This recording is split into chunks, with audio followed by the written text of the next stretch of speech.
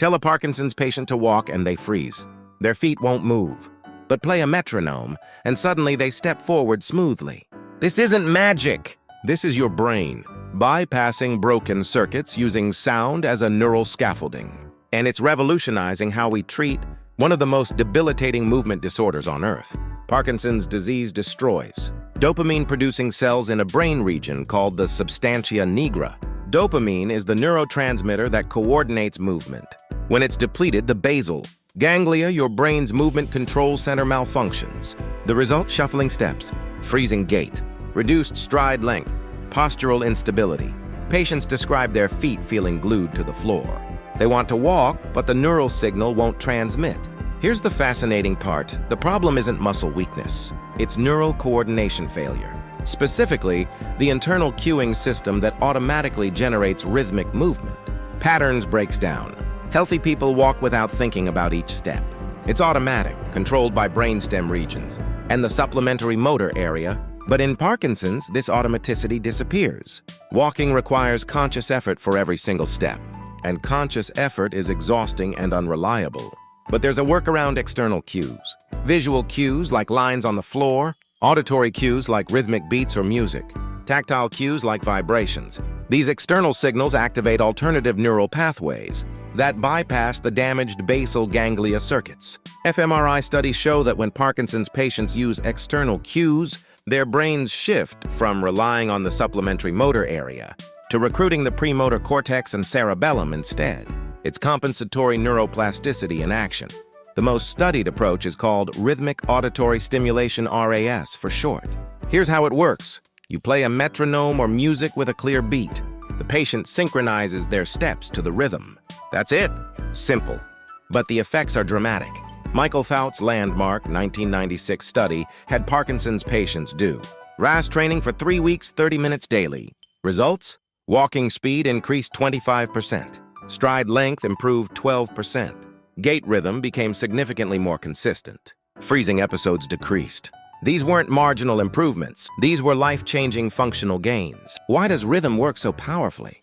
Because auditory rhythm directly activates the motor system. When you hear a steady beat, your brain's timing circuits in the basal ganglia, cerebellum, and supplementary motor area start, predicting when the next beat will occur. This prediction creates a temporal template that guides movement timing. For Parkinson's patients whose internal timing is broken, external rhythm provides the timing signal their brain can no longer generate. It's like giving a broken clock a new pendulum. The internal mechanism is damaged, but the external rhythm keeps time flowing. Here's what makes this even more interesting. The effects persist after training ends. Studies show that patients who trained with RAS maintained improved gait patterns weeks later, even without the metronome. This suggests the brain actually rewired itself. Neuroplasticity occurred. Repeated exposure to rhythmic cues strengthened alternative neural pathways until they could function semi-independently. Music works even better than metronome for some patients. Why? Because music engages multiple brain systems simultaneously. The auditory cortex processes melody and rhythm. The motor cortex synchronizes movement. The limbic system generates emotional responses. The prefrontal cortex handles attention and motivation. Music creates a multi-sensory, emotionally engaging experience that keeps patients motivated and focused longer than boring metronome beeps. One study compared music-based training versus metronome only. Both improved gait, but the music group showed better long-term adherence and greater improvements in mood, anxiety, and quality of life. Music doesn't just move your feet, it lifts your spirit. And in a progressive neurodegenerative disease, maintaining hope and engagement is critical. Modern technology is amplifying these benefits. Smartphone apps can detect your walking tempo in real time using accelerometers, then adjust music BPM to match or slightly exceed your pace. Wearable devices provide haptic vibration cues, synchronized to optimal step timing. Virtual reality combines visual floor markers with auditory rhythms for immersive gait training. We're moving from generic interventions to personalized, adaptive, real-time neural prosthetics. But you don't need fancy tech. A free metronome app works. The key is consistency and proper tempo selection. Research suggests setting the rhythm about 10% faster than the patient's current walking speed. This gently challenges them to lengthen stride. and increase pace without overwhelming their system. Here's a protocol: measure baseline gait speed, calculate steps per minute, set metronome to 10% faster. Have patient walk while synchronizing steps to beat. Practice daily 15 to 30 minutes. Gradually increase tempo as performance improves. Periodically remove cues to check if improvements persist. Without external support, clinical trials show this works across disease stages. Early Parkinson's patients improve gait speed and confidence. Advanced patients reduce freezing episodes and falls. Even patients with cognitive decline benefit, though they may need more support and simpler rhythms. The implications extend beyond walking. Rhythm training improves upper limb movements too. Hand tapping, reaching, grasping all benefit from rhythmic cueing. Balance improves, coordination improves, and critically, non-motor symptoms improve.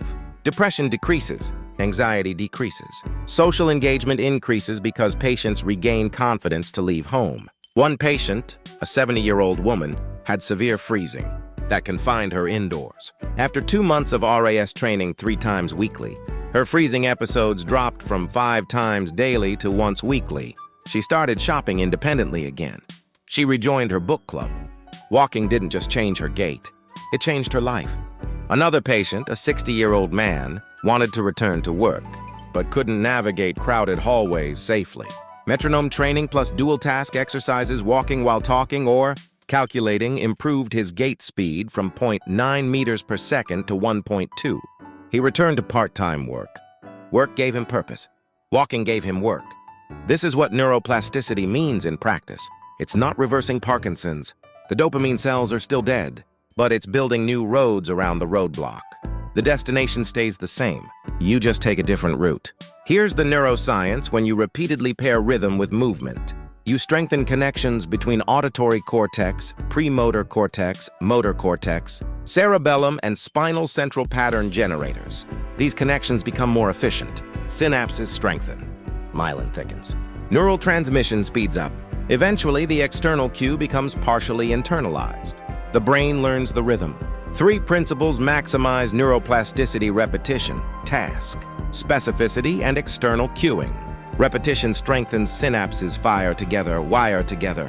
Task specificity means if you want to walk better, practice walking, not just leg exercises. External cueing provides the scaffolding that enables practice to occur. This represents a paradigm shift in rehabilitation. We're not just exercising muscles, we're rewiring brains. We're not just treating symptoms, we're hacking neural networks to restore function through alternative pathways. The future is even more exciting. Researchers are developing closed-loop systems where brain activity is monitored in real time, and stimulation adjusts automatically based on neural state. Deep brain stimulation synced with rhythmic cues. Transcranial magnetic stimulation timed to movement attempts. We're moving toward precision neuromodulation. But the most profound insight is this: Parkinson's patients aren't broken. Their primary motor pathway is damaged. But alternative pathways exist and can be activated. Rhythm is the key that unlocks those pathways. Sound is the bridge across the gap. If this video changed how you understand Parkinson's disease and movement rehabilitation, please hit that like button and subscribe for more neuroscience and rehab content. Your support helps us reach more patients, families, and clinicians who need this information. Thank you for watching. And remember, when internal rhythm fails, external rhythm saves. See you in the next video.